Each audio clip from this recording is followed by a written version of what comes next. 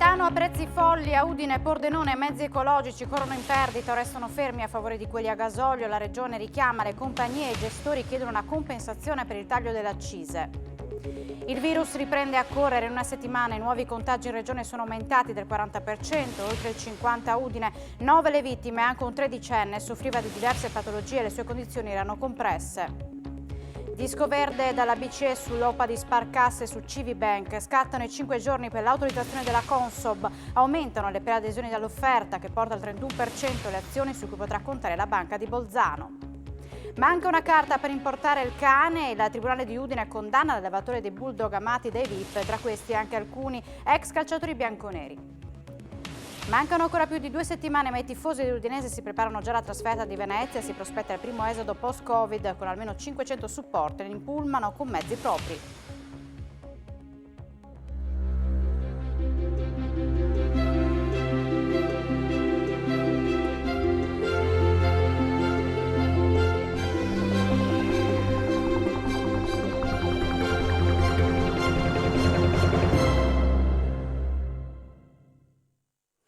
Buonasera, ben ritrovati a un nuovo appuntamento con l'informazione di Telefriuli. Con il taglio delle accise i gestori degli impianti lamentano una perdita di valore del prodotto nei serbatoi e chiedono al governo un meccanismo di compensazione. Intanto la Regione è pronta a varare il supersconto, chiede anche alle compagnie di fare la propria parte sui prezzi.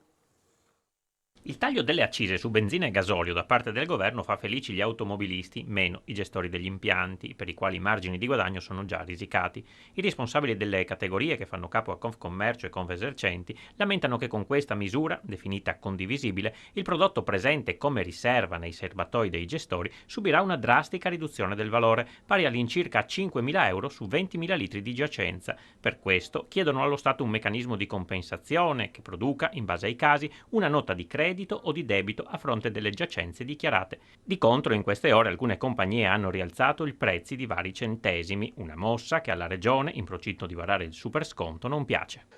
Io lunedì ho scritto alle compagnie petrolifere dicendo di fare la loro parte, come fecero un anno e mezzo fa, quando facemmo il supersconto nella Regione Friuli Giulia, dove non solo la Regione ma anche le compagnie ci misero qualche centesimo al litro di sconto. Faremo un grande sforzo economico di risorse della Regione per garantire ai nostri concittadini un prezzo molto competitivo che, sommato al contributo regionale, porterà uno sconto benzina di 60 centesimi che diventano 65 nel caso di auto ibride. Quindi, ad oggi, un prezzo di 10 centesimi se non 15 inferiori al prezzo della concorrenza slovena. Corse degli autobus con costi insostenibili o addirittura mezzi fermi nei depositi. Il prezzo del metano mette in ginocchio il trasporto pubblico locale a Udine e a Pordenone. Federmetano scrive al governo: siamo gli unici senza aiuto. Il costo alle stelle del metano per autotrazione, decuplicato in 3 anni, che ha toccato l'incredibile cifra dei 4 euro al chilo, mette in ginocchio il trasporto pubblico locale, in particolare di quelle aziende che avevano convertito da tempo i mezzi, come Arriva Udine, o lo stavano facendo, come ATAP a Pordenone. Chi ha possibilità di usare vecchi mezzi li usa e lascia quelli a metano in parte. Chi non ce l'ha, come Udine, che è tutta a metano, per quanto riguarda l'urbano, non so come faccia, problemi finanziari pazzeschi dovrebbe averli. A Pordenone i mezzi sono arrivati, sono fermi, e sono fermi anche i trasportatori che hanno acquistato mezzi e continueranno ad usare con inquinamento molto maggiore il vecchio diesel. E se il governo ha tagliato le accise dei carburanti e la Regione è pronta a rilanciare il supersconto, i possessori di un'auto o un camion a metano devono guardare impotenti agli aumenti di prezzo. Per questo Federmetano ha lanciato un appello al governo. Chiediamo per quanto riguarda il metano per uso privato la riduzione dell'IVA come è stata fatta per il GPL, e per l'industria chiediamo un credito d'imposta come è stata fatta sul GPL. Dal 1967 ad oggi 1,6 miliardi di tonnellate di greggio sono state scaricate nel porto di Trieste da 21.000 navi. Sono alcuni dei numeri dell'oleodotto transalpino. La società che lo gestisce ha presentato il bilancio 2021 ancora contrassegnato dalla crisi per la pandemia. Numeri ormai consolidati sotto quali il mercato non dovrebbe scendere. La società italiana per l'oleodotto transalpino ha presentato il bilancio di un 2021 condizionato ovviamente dal Covid, che ha sostanzialmente mantenuto a poco più di 37 milioni le tonnellate di greggio trasportate, in linea con il 2020 a fronte di circa 42 milioni del periodo pre-pandemia. 425 le petroliere arrivate, 9 in più rispetto allo stesso periodo storico. Il presidente SIOT e general manager TAL Alessio Lillo ha comunque indicato come strategico l'oleodotto per il centro Europa. Sul fronte di cosa accadrà con la crisi in Ucraina è un mistero, ma ad essere condizionato è l'oleodotto che arriva dalla Russia e rifornisce i paesi dell'ex Germania dell'est in poi. Un'evoluzione delle sanzioni nella direzione di interrompere gli approvvigionamenti di greggio russo determinerebbe l'interruzione dei rifornimenti del Druzhba e quindi un'immediata conseguenza per la SIOT e per il gruppo TAL sarebbe passare da 50% a 100% dell'approvvigionamento delle raffinerie ceche realizzato dal nostro oleodotto. Per le altre raffinerie bisognerà che vengano trovati sistemi alternativi nei quali il nostro oleodotto può solo parzialmente supportare. Sul fronte della sostenibilità economica, Trieste è stata scelta da SIOT TAL per realizzare 7 unità cogenerative di energia ad alto rendimento alimentate a gas metano che saranno installate nelle stazioni di pompaggio presenti in regione. Questo si traduce in un risparmio economico, perché l'energia autoprodotta costa meno perché non si utilizza la rete nazionale e si traduce anche in un risparmio in termini di pompaggio, perché il petrolio meno viscoso è più facile da pompare. La nave Tsarevna della compagnia Vulcania della Fratelli Kosulic è bloccata dall'inizio della guerra nel porto di Mariupol con un carico di bramme di acciaio prodotte dall'Ucraina, Metinvest, da portare a Monfalcone. È stata colpita da una bomba che però per fortuna ha fatto pochi danni, spiega Augusto Kosulic, amministratore delegato del gruppo. Il problema non è tanto il bombardamento, il porto è stato abbastanza risparmiato, ma il mare d'Azov è pieno di mine, non si può uscire, ci vuole un percorso per uscire. Vogliamo tutti uscire anche perché per il nostro equipaggio, una ventina di persone, adesso ancora da mangiare e da bere per un po', ma c'è preoccupazione, aspettiamo con fiducia. La nave batte bandiera maltese, non ha italiani nell'equipaggio, una parte del carico è destinata al nostro impianto siderurgico, la Tecnosidero, un laminatoio a San Giorgio di Nogaro, dove produciamo 400.000 tonnellate di lamiere da treno ogni anno e dove la materia prima proveniva appunto dall'Ucraina, spiega ancora Kosulic. Ora dovremmo acquistarla altrove. Siamo riusciti a trovarla dal Brasile, dall'Indonesia, dalla Cina e per fortuna abbiamo materiale fino a giugno, ma se arrivasse anche la quantità che aspettiamo con la nave sarebbe positivo. Il Conservatorio Tartini di Trieste ha accolto 6 ragazzi che arrivano dall'Ucraina. Il sistema scolastico del Friuli Venezia Giulia, ha detto l'assessore regionale Alessia Rosolen, è in grado di dare una risposta concreta a chi sta scappando dall'invasione sovietica.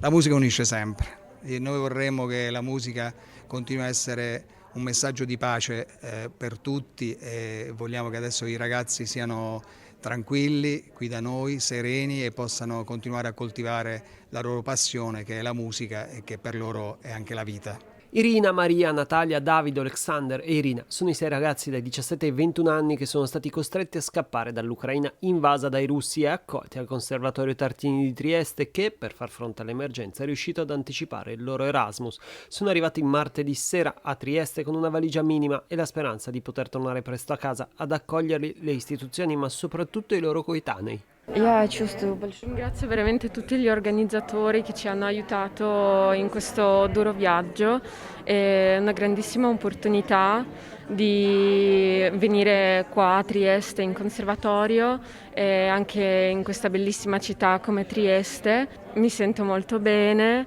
e ringrazio ancora tutti quanti che hanno aiutato a venire.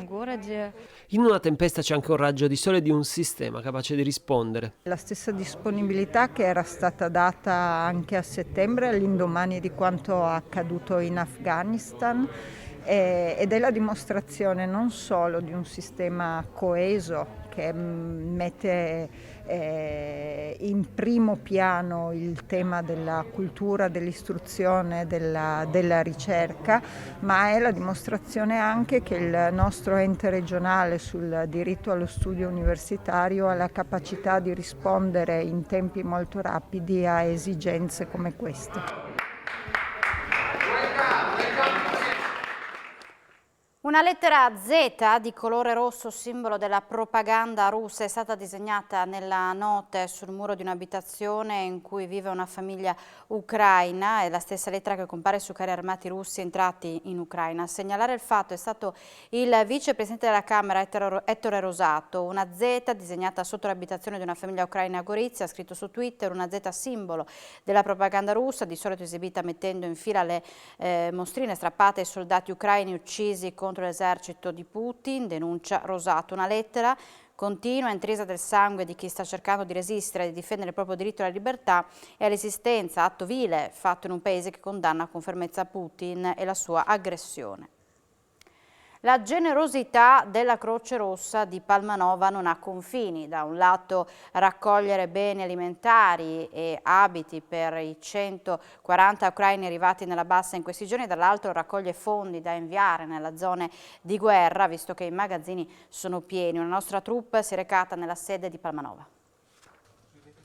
Il comitato di Palmanova della Croce Rossa, oltre a seguire già 600 famiglie bisognose nella bassa friulana, ora si occupa anche di 140 ucraini sfuggiti alla guerra, ed è per questo che risulta prioritario rifornire i magazzini della sede con delle raccolte di beni mirate, evitando di inviare merci a ridosso del conflitto dove a quanto pare i siti risultano ben riforniti. La conferma arriva dal presidente del comitato palmarino, Denis Raimondi. I magazzini nelle zone calde a rischio sono piuttosto pieni. Sì, la Croce Rossa insieme all'UNICEF e all'UHCR ha raccomandato di non fare raccolta di materiale.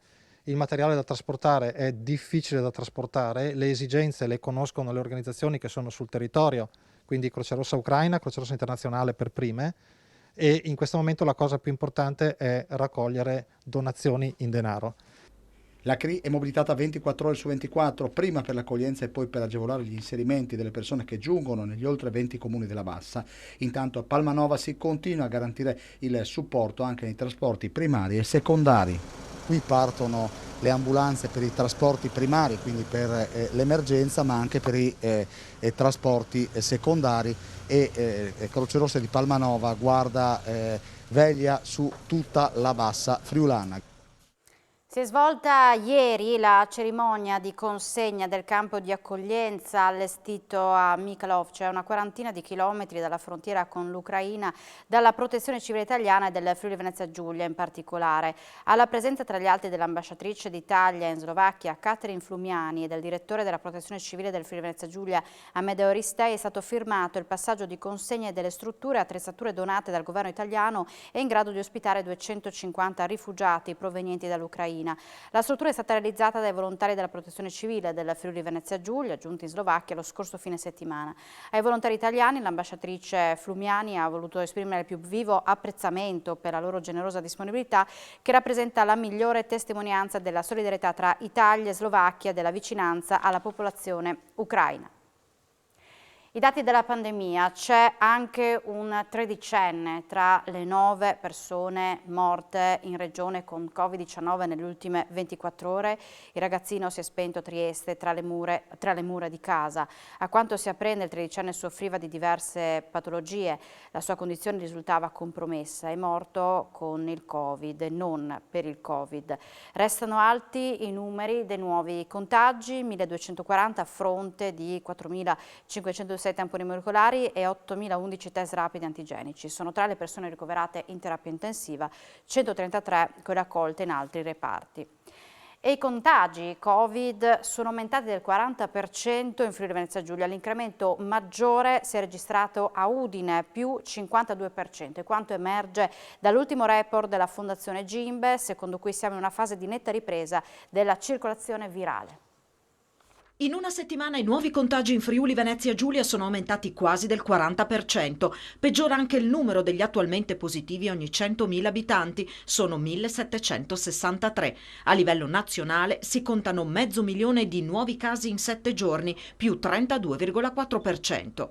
Nella nostra regione Udine a registrare l'incremento maggiore del 52,7%, con 544 casi ogni 100.000 abitanti. Trieste è invece l'incidenza più alta, con 700 casi, il 24% in più rispetto alla settimana precedente. Pordenone ne conta 538, più 38%. Gorizia 461, più 29,6%. Sul fronte della pressione negli ospedali, in Friuli Venezia Giulia sono sotto soglia di saturazione i posti letto in area medica 10,5% e in terapia intensiva 2,3%, occupati da pazienti Covid. È quanto emerge dall'ultimo report della Fondazione Gimbe. Per la seconda settimana consecutiva, dichiara il presidente Nino Cartabellotta, sono in netto aumento i nuovi casi settimanali. I dati indicano che siamo in una fase di netta ripresa della circolazione virale. La popolazione che ha completato il ciclo vaccinale nella nostra regione è pari all'81,5% rispetto alla media italiana dell'83,9%. Il tasso di copertura vaccinale con terza dose è dell'83,1% contro il dato nazionale dell'84%. La popolazione 5-11 anni che ha completato il ciclo vaccinale è pari al 22,9%, mentre in Italia è del 33,4%. Tutti i dati dimostrano che la campagna vaccinale è ormai in una fase di stallo, sottolinea Cartabellotta. Serve una forte spinta per non compromettere la roadmap delle riaperture. Da ieri sera si cerca un udinese di 52 anni disperso a Taipana. L'uomo non è più tornato dall'escursione intrapresa lungo il sentiero naturalistico Zisilin che costeggia Rio Gorgons. A far scattare l'allarme è stata la moglie che lo attendeva nell'area dove avevano parcheggiato insieme il furgone con il quale erano giunti da Udine. Non vedendolo tornare, la donna al tramonto ha lanciato l'allarme. Diverse squadre sono in perlustrazione da ieri notte, tra loro gli uomini del soccorso alpino, della Guardia di Finanza e dei Vigili del Fuoco, accompagnati da 3 unità cinofile. Le ricerche proseguono con difficoltà anche perché non è certo che il percorso intrapreso dall'uomo sia quello indicato alla coniuge poco prima della partenza. Questa mattina hanno raggiunto il luogo delle ricerche un cane molecolare, un elicottero dotato di un particolare sistema di rilevamento dei cellulari sul terreno, un secondo elicottero della Protezione Civile. I cani al momento hanno individuato un paio di zone dove concentrarsi, si tratta di quelle più prossime al Rio Gorgons, le più esposte e scivolose del percorso. Ci sono anche le squadre di soccorso specializzate in immersioni che con mute, imbragature e corde percorreranno il corso del Rio calandosi nelle pozze. Manca una carta per importare il cane. Il Tribunale di Udine condanna l'allevatore dei bulldog amati dai VIP. Era già balzato l'onore delle cronache nazionali per le fotografie dei VIP dello spettacolo e dello sport, immortalati assieme ai bulldog da lui allevati. Tra questi anche alcuni ex calciatori bianconeri come Roberto Muzzi, Juan Musso, Cristian Zapata e l'attuale attaccante Ignacio Pussetto. Paolo Pecoraro, romano di 39 anni residente in Slovacchia, oggi è stato condannato dal Tribunale di Udine a 3 mesi di reclusione e 3.000 euro di multa. Il giudice Daniele Faleschini Barnaba lo ha ritenuto colpevole di aver ceduto nel 2017 a una donna di San Giorgio di Nogaro un bulldog francese, introdotto in Italia, privo del certificato sanitario di importazione. Durante l'arringa, il difensore, l'avvocato Gianluca Porta, aveva fatto notare che le necessarie documentazioni per movimentare l'animale in Unione Europea erano state tutte prodotte e acquisite dal Tribunale e che il certificato non era necessario. Ho sostenuto nel corso del processo, spiega il legale, l'insussistenza del reato contestato al mio assistito, in quanto ritenevo che dal dibattimento fossero emersi elementi idonei a sostegno della mia tesi difensiva. In ogni caso, conclude, aspetto la motivazione della sentenza per valutare il ricorso in appello. Un istituto scolastico di Udine, un parco pubblico e alcune vie di Udine sono stati passati al setaccio ieri dalla polizia di Udine durante i controlli effettuati per la prevenzione e repressione dello spaccio di stupefacenti. Personale della squadra mobile, d'intesa con il dirigente scolastico e con la collaborazione delle unità cinofile della polizia locale, ha controllato 6 classi di una scuola superiore. Non sono stati sequestrati stupefacenti, ma nell'occasione sono state spiegate agli studenti le gravi conseguenze sulla salute e giudiziarie legate all'uso di droga. Nel parco cittadino è stata identificata una decina di persone, compreso un 34enne pakistano che ha nascosto vicino a un albero un involucro con 10 grammi di hashish. È stato denunciato per detenzione a fine di spaccio di stupefacenti. 3, infine, le persone contravvenzionate amministrativamente. Un 40enne italiano trovato in possesso di 1 grammo di cocaina e 2 trentenni per possesso di 10 grammi di marijuana. La sostanza è stata sequestrata e i soggetti sono stati segnalati al prefetto. Nella tarda serata di ieri un silo contenente scarti di legno di un'azienda di Moimacco ha preso fuoco per cause ancora da accertare da parte delle forze dell'ordine. I vigili del fuoco intervenuti sul posto hanno operato per tutta la notte svuotando il silo, raffreddandolo per evitare che la struttura collassasse a causa del calore. I pompieri hanno agito usando una termocamera che gli indicava i punti più caldi della struttura da raffreddare con i getti d'acqua. Le operazioni sono durate per buona parte di tutta la giornata di oggi.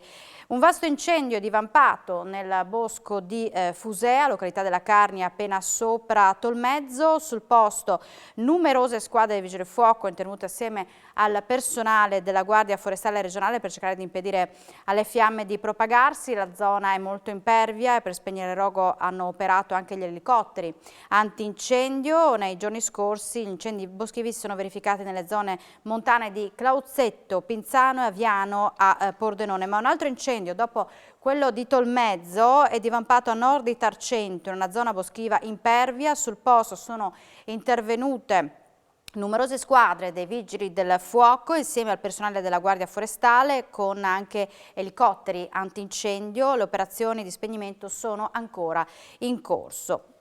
A fronte di una media di 15 giorni di pioggia, in questo 2022 sono appena 8 le giornate in cui è piovuto, con enormi ricadute sulla flora e fauna della regione, come spiega a Telefriuli il naturalista Nicola Bressi. Un calo delle precipitazioni del 50% solo in questo 2022 che si somma a un autunno decisamente avaro di pioggia. Le ricadute di questo periodo di siccità sono enormi, in particolare per quanto concerne il mondo animale. Rispetto a anni passati siccitosi abbiamo 2 diverse novità. Anche questo autunno è stato un po' sotto la media, non granché ma un po' sotto la media, ma soprattutto le temperature sono più elevate.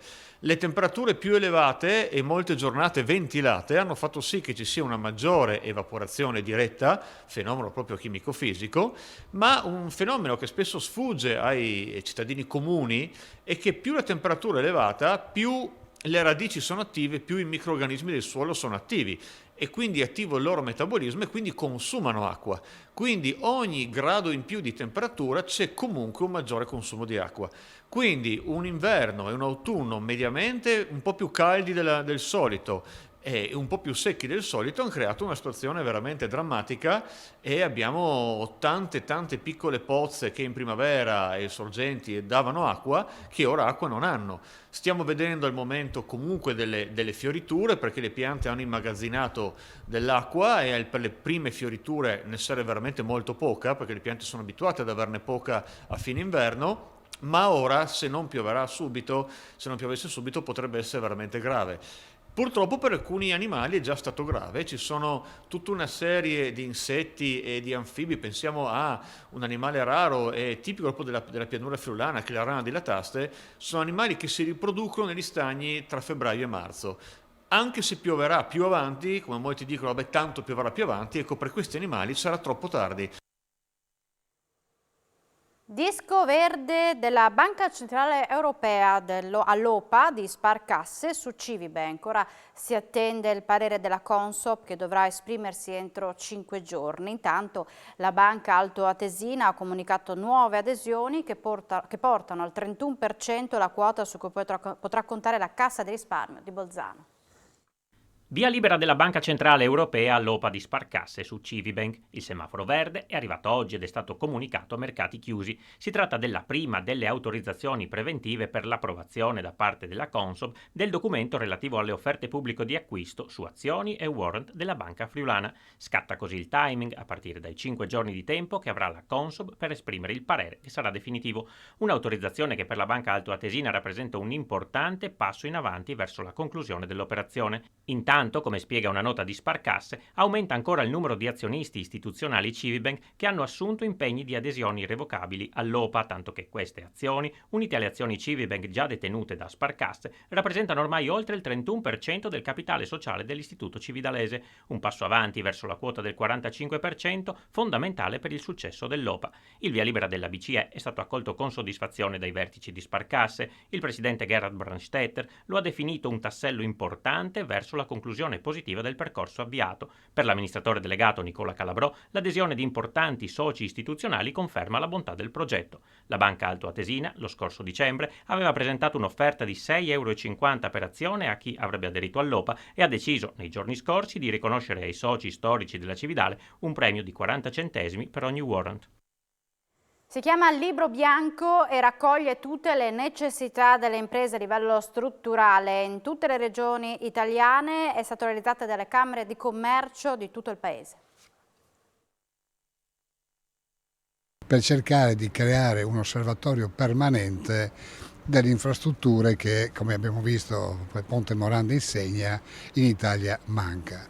E per sensibilizzare un po' tutte le amministrazioni comunali dove esistono ponti, strade, cavalcavie, eccetera, a fare un monitoraggio di tipo molto tecnico e poi per segnalarlo all'autorità che verrà istituita su questo tema. Il documento, che raccoglierà segnalazioni da tutta Italia, verrà portato al ministro delle infrastrutture Enrico Giovannini. Il rimpianto per quanto riguarda il Friuli Venezia Giulia è legato alle scelte del passato, non tanto sull'asse autostradale quanto su quello ferroviario, oggi sempre più oggetto di sviluppo, a partire dal porto. Che c'era appunto la Lione-Kiev, famosa alta velocità, viabilità.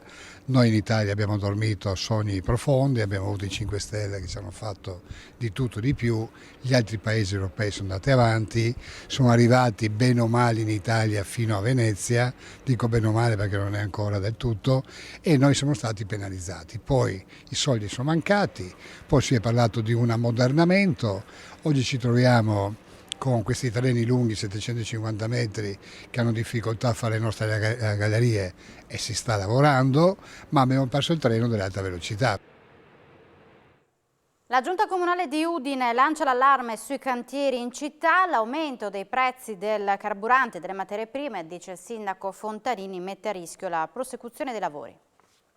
Il rischio non lontano è quello di un blocco dei cantieri attivi e del rinvio a tempo indeterminato di quelli ancora da cominciare.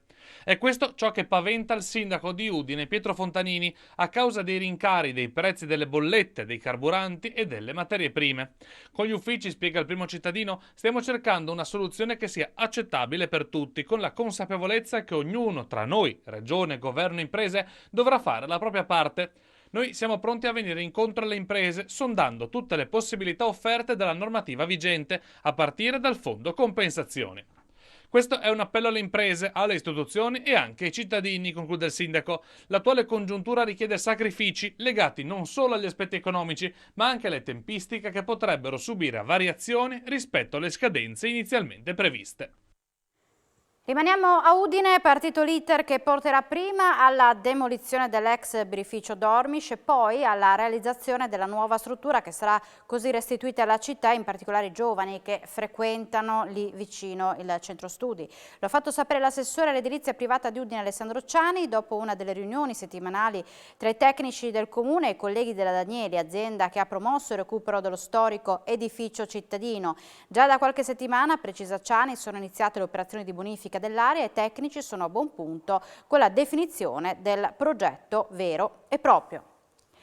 Tra poco invece parleremo di sport, in particolare a Sport FVG del primo esodo post-Covid dei tifosi bianconeri pronti ad andare a Venezia. Quindi subito dopo la pubblicità, appuntamento con Sport FVG. Grazie per l'attenzione e buona serata con Telefriuli.